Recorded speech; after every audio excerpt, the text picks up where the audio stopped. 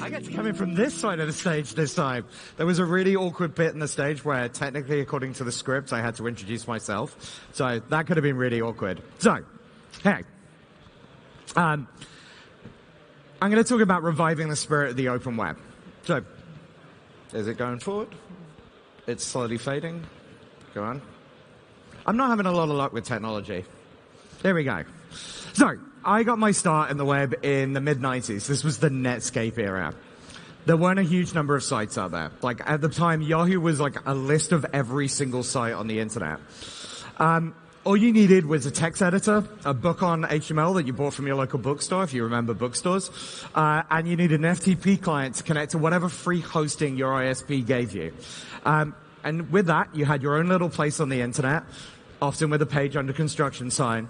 Obviously, the aesthetics were terrible. My early sites were a crime against design, but it was easy and it was fun.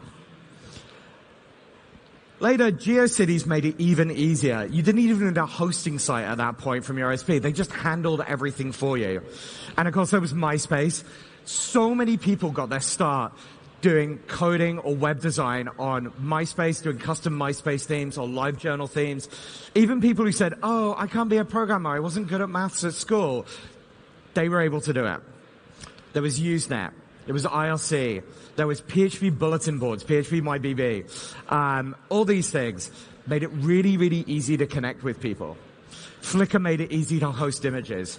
YouTube made it easy to post videos.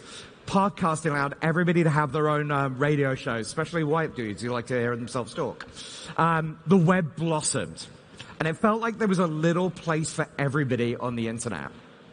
And now we have sites like Squarespace and Wix, and of course Shopify, which helps you build e-commerce sites. But these now tend to feel a little more business focused, a little less personal. The problem is, if you want to do more than these hosting companies provide you, you're going to face a really daunting learning curve. You've got to learn React and Next.js. You've got to do Webpack and Babel and transpiling and JSX templates. You've got to learn Git, which is a whole thing. You've got to learn Nginx. You've got to learn Docker and Kubernetes. This is too complicated. It's daunting. The complexity of the full stack makes it really, really hard to get started. So, and that's an issue, because it limits the number of people who can build a website. It limits them to a small techno priesthood. And then we end up with a group of people that only build sites which appeal to themselves. And it turns out not everybody is a software developer in their mid-20s earning six figures. And so the thing they build aren't necessarily useful for everybody. But the tech stack is so complicated, how is that going to affect us? Does it mean that only a certain type of person can build a site, which will get you a monoculture of sites? Where is the next big thing that is not designed for 20-something tech nerds going to come from? Where's the weird and wonderful creation that comes out of left field and changes everything?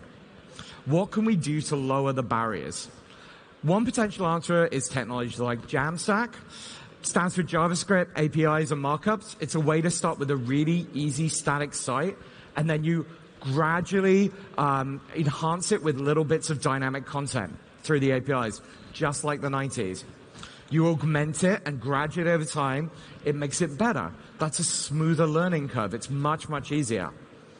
There's things like the Macanites, which means microservices, API first, cloud native, and headless. And they're aiming to promote that approach of gradual sites that get bigger. Includes some really, really big players. This is not a niche thing. It contains people like Deloitte, Stripe, Amazon, Google, small companies, the tiny startups. You may have heard of them, especially if you've been around here. Like, they're going somewhere. I really think you should look into them. But you'll still need to host your site. And the web is kind of a hostile place now, much more so than it was in the 90s. Even a small site these days may have to deal with the kind of traffic that would have made Google blanch 20 years ago.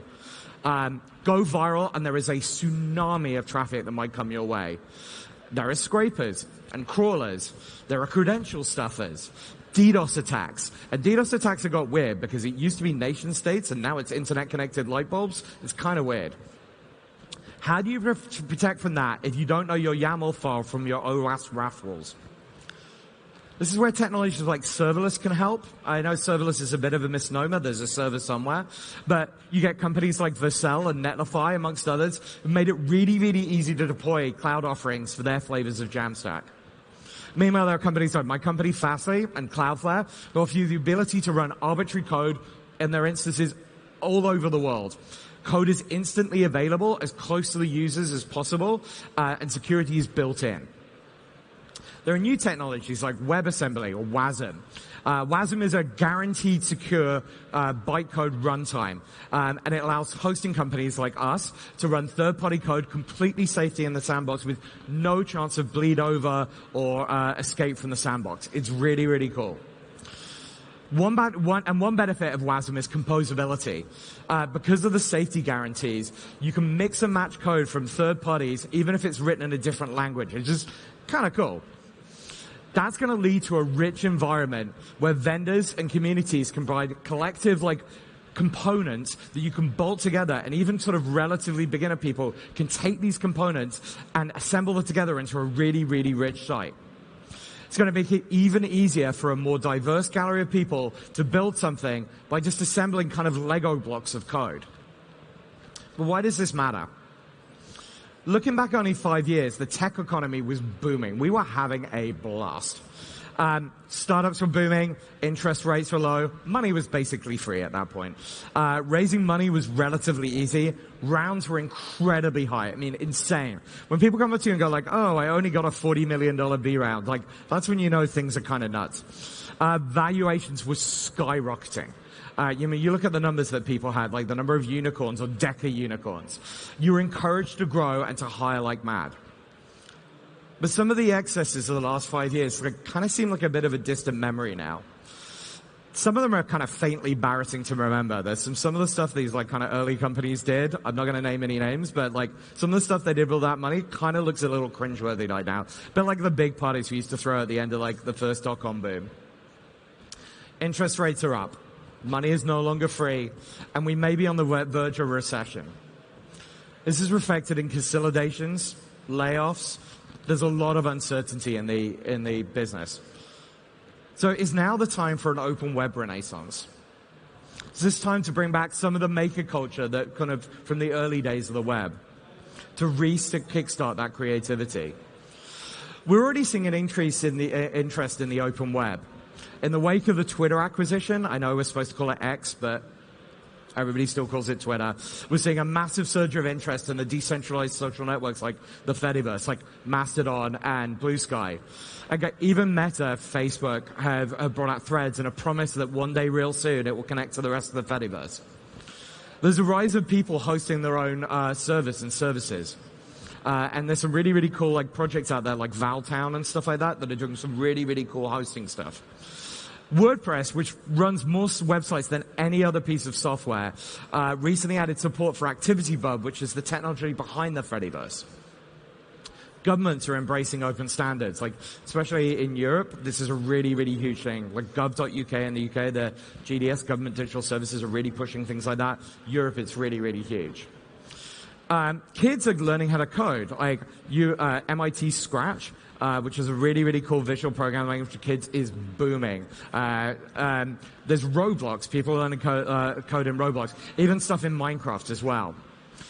Why is this important?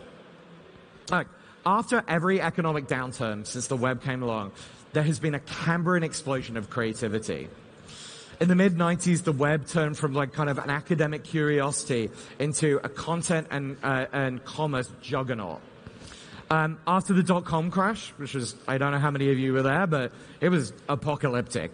But after that, we got the birth of Web 2.0, and then that led to community-generated content, user-generated content, and the birth of the social web. Up to 2008, we got mobile apps, etc. And the cloud later meant that everybody could do a startup without having to buy millions of dollars of Sun servers and rack them up in a data center. There was this Cambrian explosion of creativity. And we need to make sure that the most people possible can contribute to the web. From every country and every social group, not just 20-something tech bros. That is the only way we're going to get proper innovation. And it's not just an innovation that appeals to a select few. It's the only way we're going to be able to get innovation that helps the masses. And it doesn't just inspire a new era of sharecropping, digital sharecropping and exploited laborers, or sites where the work of others is strip mined and repackaged and resold. And it won't just need technologies. It will need communities. It will need educational resources. It will backing from governments, and to make sure that the reach is as wide as possible. And to do that, to make sure that we, and this is the really important thing, do the most good for the most people. That's what I thought. That was 90 slides in a little under 13 minutes. That's why I had a lot of coffee this morning. Thank you very much, and enjoy the rest of Web Summit.